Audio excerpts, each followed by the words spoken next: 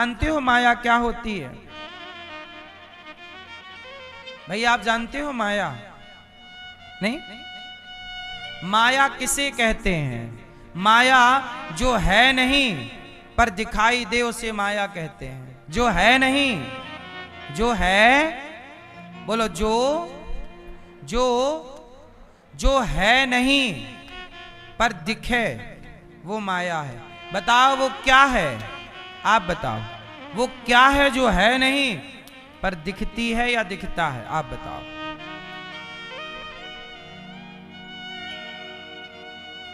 भैया बताओ, सोफे वाले, जो है नहीं पर दिखता है, बताओ वो क्या है? हैं? नहीं, शीशा में चेहरा, पर आप तो है ना, तो आपका प्रतिबिंब है। ठीक है, ये भी आपकी बात मानी जा सकती है। पर एक चीज भाई, दर्पण में तो चेहरा इसलिए दिख रहा है क्योंकि चेहरा है, पर यहां ऐसी बात है कि है नहीं, है ही नहीं पर दिख रहा है। वो क्या है जो है नहीं पर दिखाई पड़े? हाँ मैं ये बताओ, सुनो। आप जब आप सड़क में गाड़ी चलाते हैं तो गाड़ी चलाते समय कई बार जब धूप पड़ती है सड़क में तो ऐसा लगता है पानी भरा है। बोलो हाँ कि ना? ऐसी भ्रांति होती है, किस किस को कभी कभी हुई है? सड़क में चलते समय ऐसा लगता है कि आगे पानी भरा है, पर जब आप जाते हैं तो वहां पानी नहीं होता। है नहीं पर दिखाई पड़ रहा है। बात समझ में आई? जो है नहीं पर दिखाई पड़ रहा, इसी का नाम माया है। जो है ही नहीं पर लगे है। अच्छा ये बताओ, मैया आपके कितने बच्चे हैं? 3 बच्चे आपके हैं। भैया आपके कितने बच्चे हैं?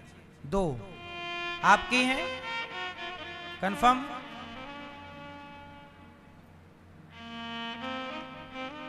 आपके कितने बच्चे हैं? 2 आपके ही हैं? श्योर? कंफर्म है आपके हैं? अच्छा, आपका ही पूरा योगदान है कि आपकी पत्नी का भी कुछ योगदान है? कितने कितने % है? भैया बताएंगे आपके कितने बच्चे हैं? 2 कितने % आपका योगदान है, कितने पत्नी का? आप बताओ।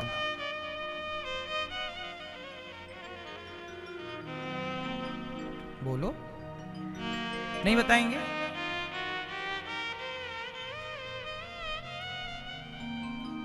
आपके कितने बच्चे हैं? 4। तो आपके बच्चे 4 हैं तो कितने % आपका योगदान है और पत्नी का कितने? किसी तीसरे का भी योगदान है?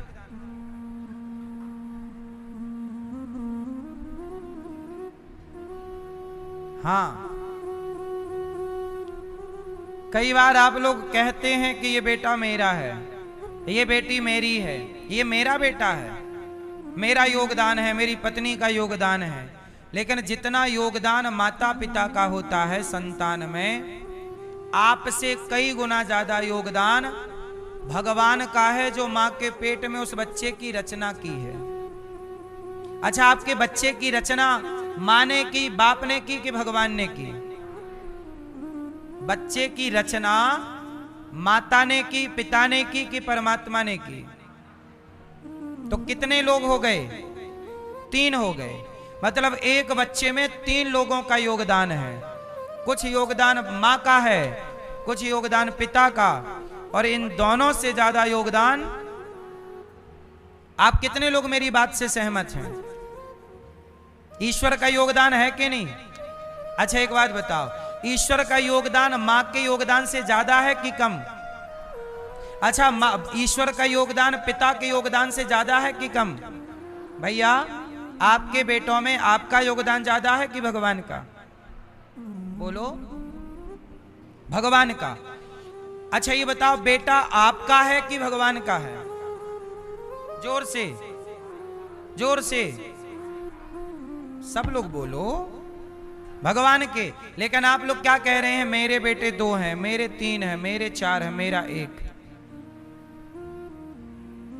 मतलब ईश्वर के संतान को, ईश्वर की प्रॉपर्टी को आप क्या कह रहे हैं? ये मेरा है। अच्छा ये बताओ, आपका बेटा या आपकी बेटी आपकी प्रॉपर्टी है कि भगवान की संपत्ति है?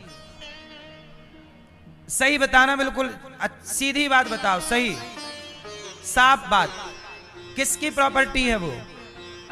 फिर आपने दावा ठोक दिया कि ये बेटा मेरा है, आपने दावा ठोक दिया कि ये बेटी मेरी। अच्छा वो बेटी, वो बेटा आपका है कि नहीं? जोर से, जोर से भैया, आपका बेटा आपका है कि भगवान का? आप बताइए। हैं? भगवान का है। आपका है? आपका भी है। कितने % आपका है? % नहीं बताएंगे? % तो बता दो।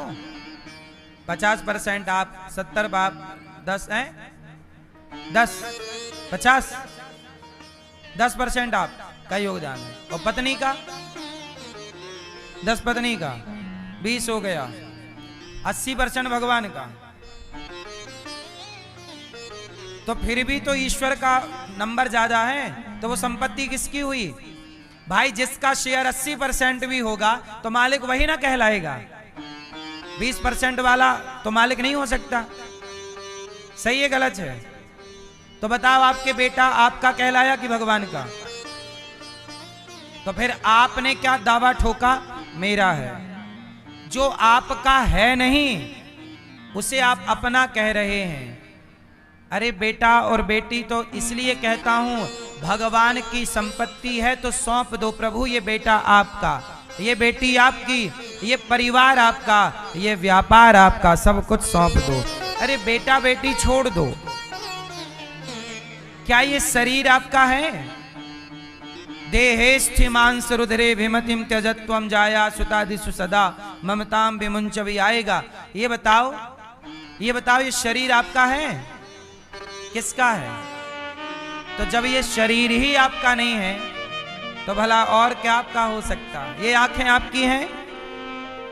दादाजी पीछे वाले मोबाइल नहीं, ये आंखें आपकी हैं? कान आपका होगा? हाथ आपका है? पांव आपका है? आपका है? ठीक है। तो ये साथ कब तक देगा पांव आपका? आपका पांव था, आपका शरीर है, तो शरीर बुढ़ा क्यों हो गया? आपका था तो जवान रखते सदा। इसका मतलब ये शरीर आपका नहीं है। जो आपका नहीं है पर आपका सा लगता है, ये मेरा है, यही माया है। बेटा आपका नहीं है पर आपका सा लगता है। क्यों? क्योंकि माया का पर्दा पड़ा है, यही माया है। माया किसे कहते हैं? जो अपना है नहीं पर अपना सा लगे, जो है नहीं पर दिखाई पड़े, वही माया है। शरीर अपना नहीं है पर अपना सा लगता है। बेटा अपना नहीं है पर अपना सा लगता है। बोलो हाँ। ये संसार अपना नहीं है पर अपना सा, परिवार अपना नहीं है पर अपना सा, यही माया है। जो मेरा ना हो और मैं उसे अपना मान लूं, बहुत सीधी परिभाषा दे रहा हूं, सुनिएगा। जो मेरा नहीं है, बोलो मेरे साथ, जो मेरा और मैं उसे अपना मानूं, यही है माया। जो मेरा है ही नहीं पर मैं उसे अपना। अब जैसे कुत्ता, आप कहते हैं मेरा कुत्ता है, मेरा डॉगी है, मेरी बिल्ली है, मेरी गाय है। क्यों भाई ये बताओ? गाय आपकी है? व्यवहार में चलो आप पाल पोस रहे हैं, ठीक है, पर वास्तविक में वो गाय, वो कुत्ता, वो स्त्री, वो पुरुष किसका है? हाँ, पर ईश्वर की प्रॉपर्टी को हम दावा क्या ठोकते हैं? मेरा। क्यों ठोकते हैं? क्योंकि अज्ञान का पर्दा है। इसी पर्दे का नाम है माया।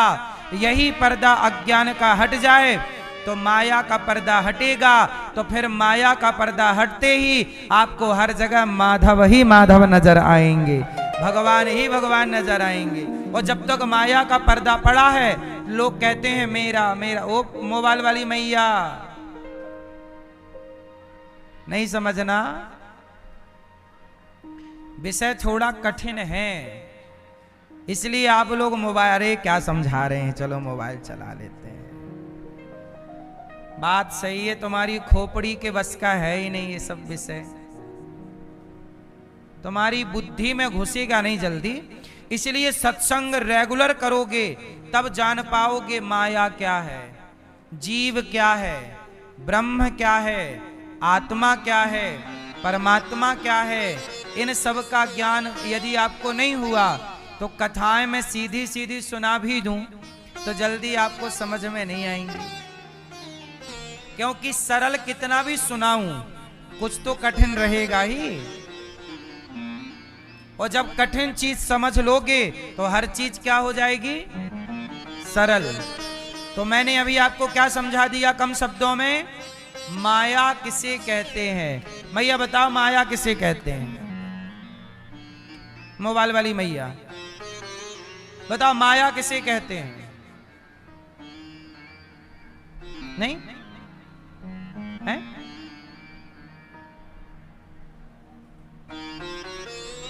जब हम समझा रहे थे तब मैया व्हाट्सएप चला रहे, हाँ हाँ भेज रही हूँ, हाँ।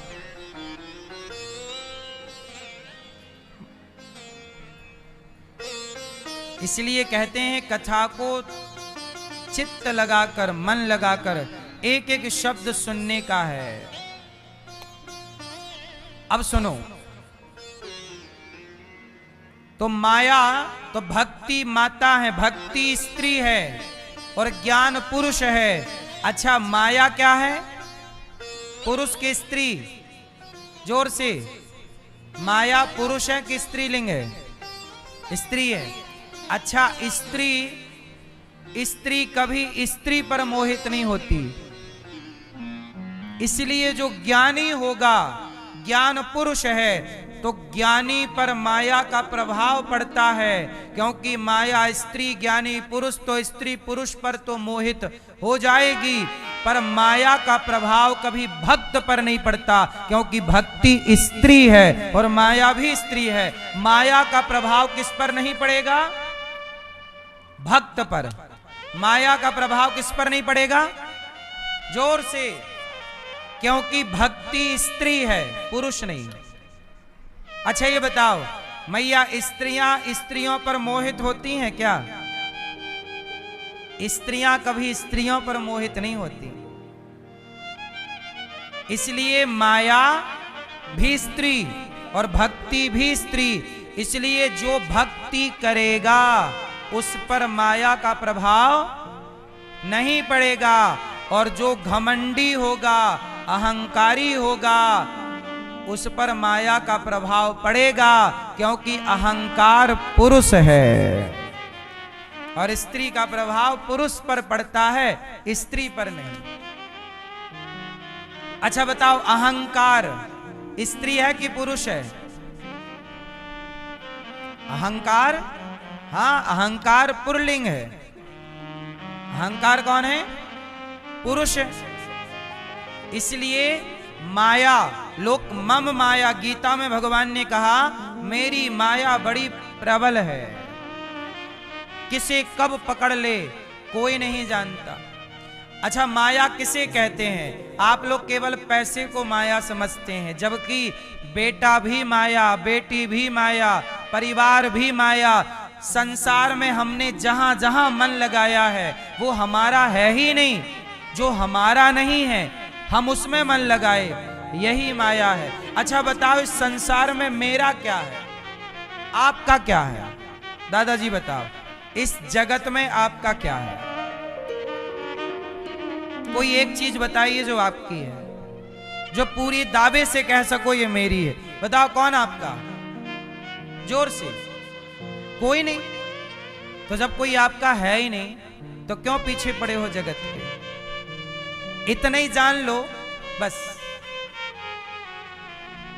अंतिम सत्य यही है कि संसार का कोई भी व्यक्ति, हाँ आपका समय अच्छा होगा सब आपके साथ होंगे, समय बुरा होगा आप जिनको अपना कहते थे वो आपकी मूर्खता अज्ञान था।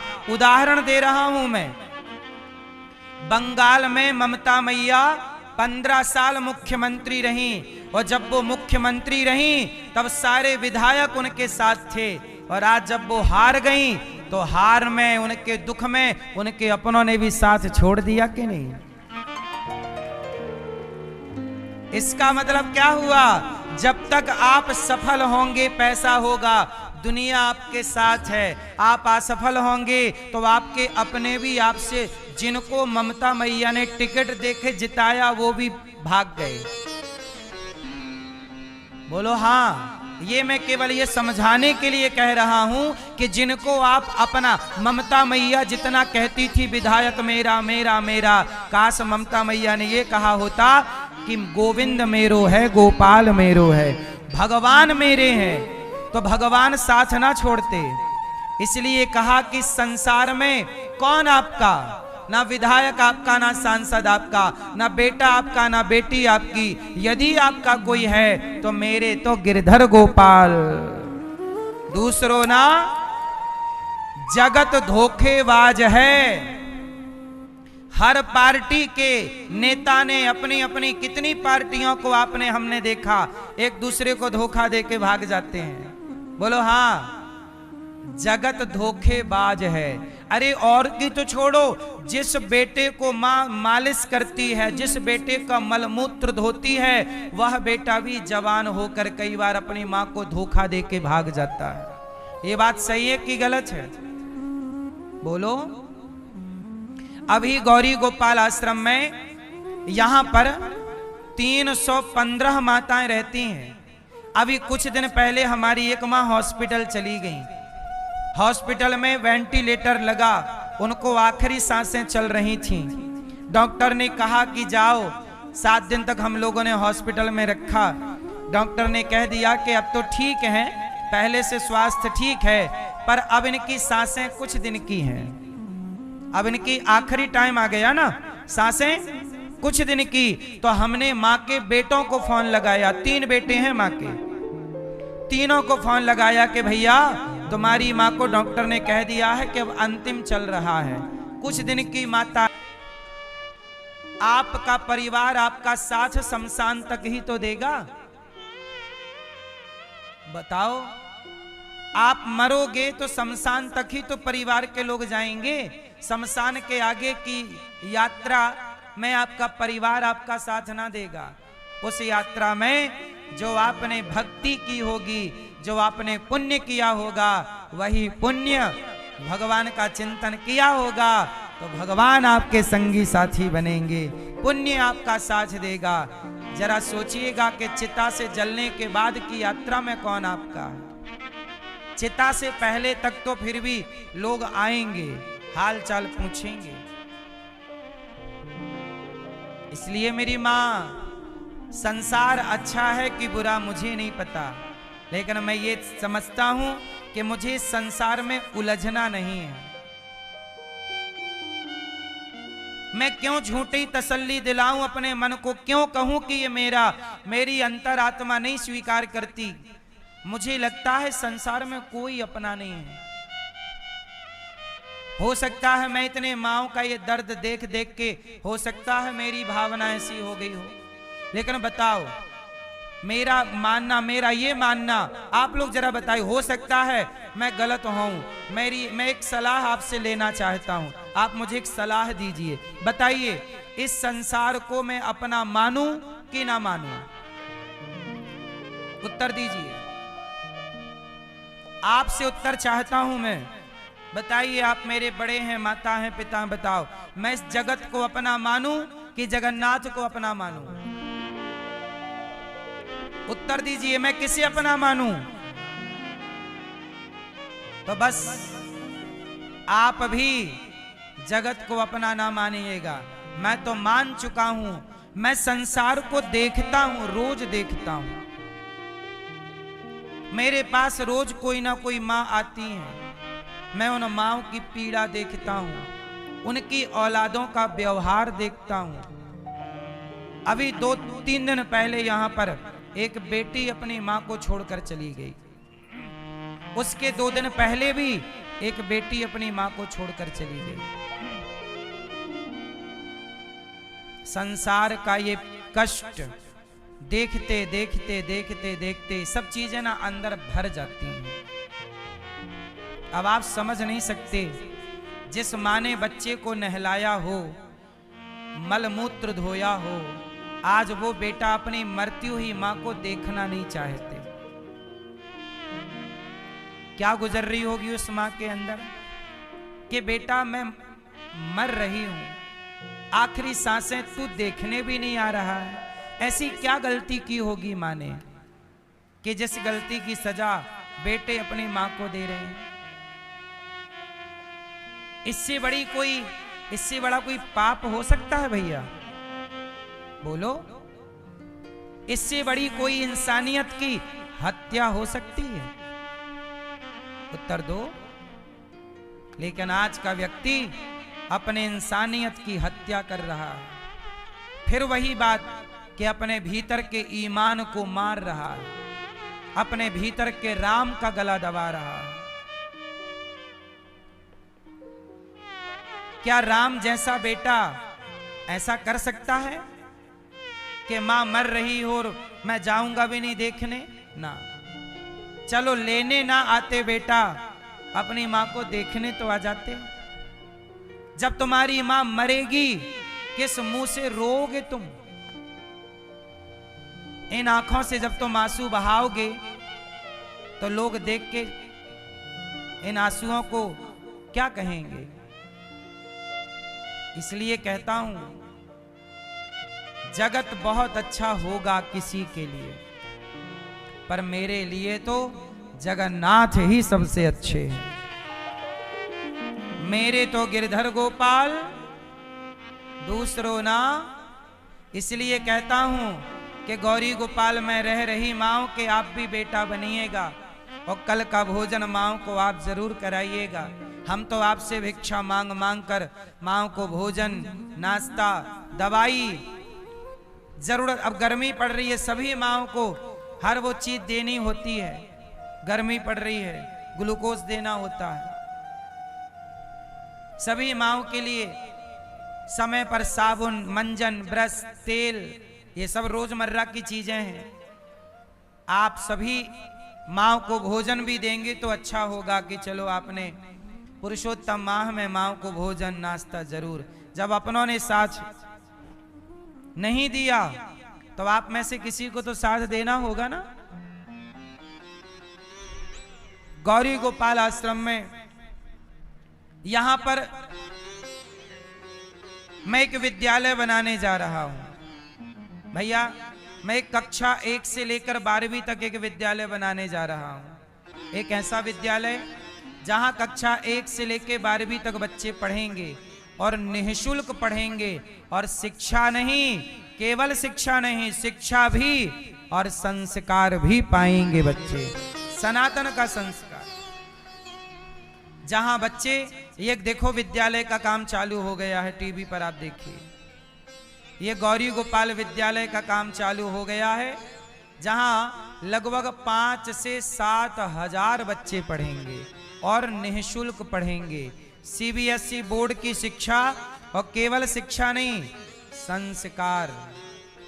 आपसे मेरी प्रार्थना है कि आप भी इस विद्यालय के निर्माण में, अच्छा मुझे विद्यालय बनाने की जरूरत क्यों पड़ी? क्योंकि संसार में शिक्षा तो मिल रही है, क्या नहीं मिल रहा है? अच्छा, संस्कार ना होने से बच्चे अपने माँ बाप को घर से निकाल रहे हैं।